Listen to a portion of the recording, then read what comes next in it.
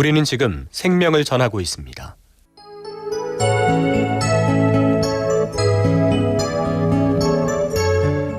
내 너를 위하여. 오늘은 북구 들재매길에 위치한 광주 신안교회 중고등부 담당 이승현 목사님의 말씀으로 함께합니다.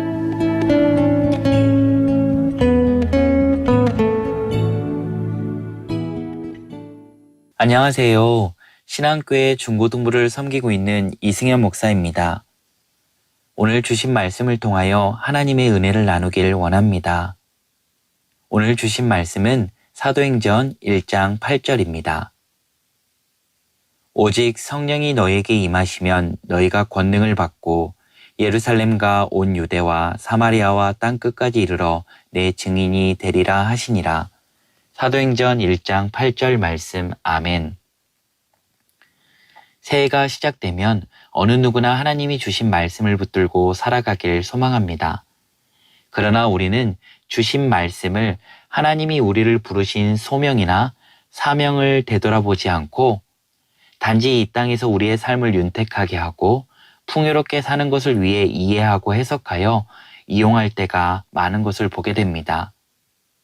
우리가 자주 잊어서 그렇지 우리는 하나님으로부터 정말 말로 표현하기도 죄송스러운 은혜와 사랑을 입은 자들입니다. 그 은혜와 사랑은 하나님께서 우리를 살리시기 위해 하나뿐인 아들 예수 그리스도를 아낌없이 내어주시고 예수 그리스도의 희생으로 말미암아 구원을 선물로 주신 일입니다. 그런데 우리는 구원받으면 끝이라고 여기며 어떠한 구별도 없이 살아갑니다. 사실 구원은 끝이 아니라 이제 그 구원의 기쁨과 감격을 가지고 하나님의 거룩한 자녀로 살아가야 함을 의미합니다.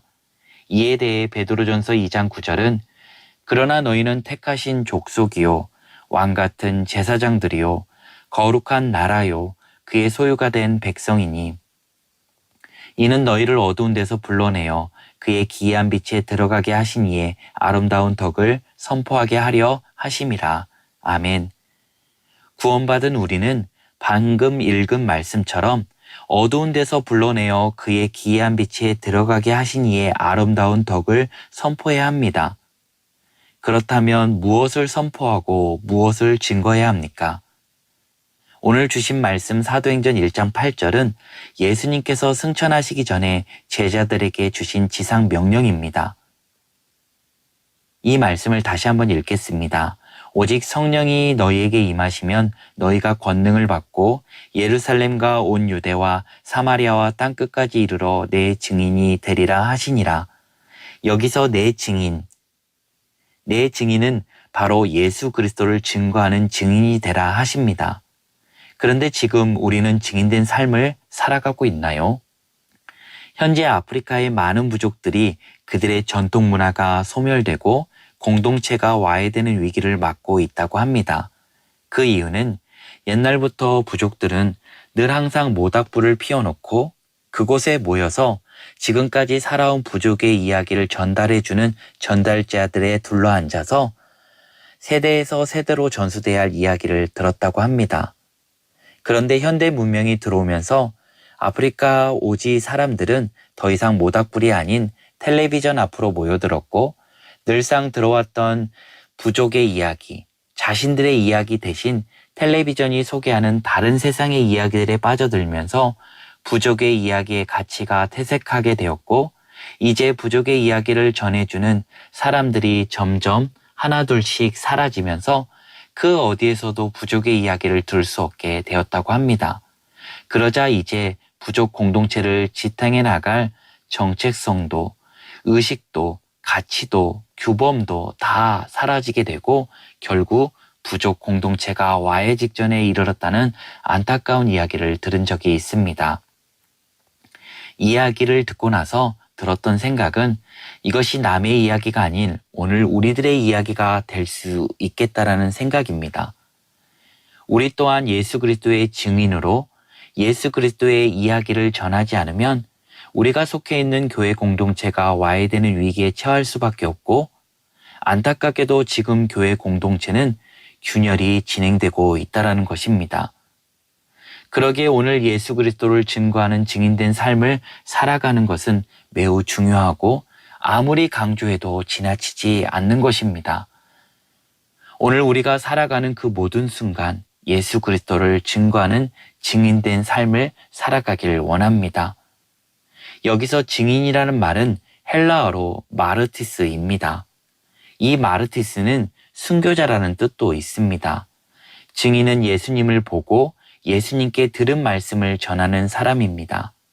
그런데 간혹 우리는 간증하면서도 잘못된 간증을 할 때가 많습니다. 사도행전 4장을 보면 예수 그리스도를 증거했다는 이유 하나로 사람들이 베드로와 요한을 잡아 옥에 가두게 됩니다. 그리고 그들을 공회 앞에 세우며 너희가 무슨 권세와 누구의 이름으로 이 일을 행하였느냐 묻습니다. 그때 베드로와 요한이 성령이 충만하여 우리는 보고 들은 것을 말하지 아니할 수 없다 하니 라고 선포합니다. 예수 그리스도를 생명으로 만난 그들에게 보고 들은 것을 말하지 아니하면 견딜 수 없노라고 고백하는 것입니다. 그런데 우리는 어떤가요? 간증할 때 삶 가운데 만나고 경험한 예수 그리스도만을 전해야 하는데 어느 순간 예수 그리스도는 사라지고 우리 자신이 드러날 때가 얼마나 많은지 모릅니다. 우리가 늘 부르는 찬송가 288장 예수를 나의 구주 삼고 찬양의 가사들을 살펴보면 그 가사 중에 세상과 나는 간 곳 없고 구속한 주만 보여야 하는데 어느 순간 구속한 주는 간 곳 없고 세상과 나만 보일 때가 얼마나 많은지 모릅니다. 여기서 간증할 때 간자를 한자로 살펴보면 이 간자는 방패 간자를 쓰게 됩니다. 이것 말고도 방어할 간자, 간섭할 간자, 재범할 간자, 임금 간자라는 여러 뜻을 담고 있습니다. 이 의미들을 담아 풀이를 해보면 재범한 우리들을 사탄의 참소로부터 용서와 은혜로 방어해 주시고 우리의 삶을 사랑으로 간섭해 주시는 왕 대신 예수님, 생명을 아끼지 않고 내어주시고 영원한 중보자 되신 예수님을 보고 듣고 경험되어진 것을 간증하는 것이 참 간증의 의미라는 겁니다. 또한 앞에서 증인은 순교자라는 뜻을 담고 있다고 말씀드렸습니다. 순교자 하면 우리는 생명을 바쳐 순교하는 선교사님들만 생각하게 되는데요. 그런데 순교자에는 두 가지 순교자가 있다고 합니다. 첫 번째는 적색 순교자이고 두 번째는 백색 순교자입니다. 적색 순교자는 즉 붉은 피 생명을 들인 순교자라 한다면 백색 순교자는 눈물과 땀을 들인 생활 순교자입니다. 우리는 목숨을 들인 순교자는 못 될지 모르지만 그러나 생활 속에서 삶 속에서 눈물의 순교자가 되어야 합니다. 삶 가운데 오직 예수 그리스도를 잊지 않고 이제는 내가 사는 것이 아니요 오직 내 안에 그리스도 예수께서 사시는 삶이 되어질 때 마르티스, 증인된 삶을 살고 또한 백색 순교자, 생활의 순교자, 삶의 순교자가 될 수 있는 것입니다. 오늘 이 말씀을 받은 우리들이 이제는 세상과 나는 간 곳 없고 구속한 주만 보이게 되고 마르티스, 증인된 삶을 살고 백색 순교자, 생활의 순교자의 삶을 통해 하나님의 말씀을 땅끝까지 전파하여 날마다 하나님의 나라가 온전히 이루어져 가는 은혜가 우리의 삶의 곳곳에서 우리가 밟는 모든 땅 위에 우리가 속해 있는 모든 곳에서 불꽃과 같이 퍼져나가길 예수님 안에 간절히 소망합니다.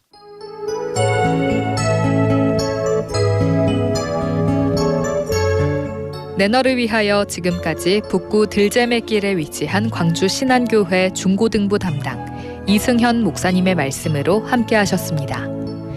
이 시간 말씀 들으시고 신앙생활에 도움받기 원하시는 분은 광주 전화 524국에 8785번, 062-524-8785번 광주 신안교회로 문의하시기 바랍니다.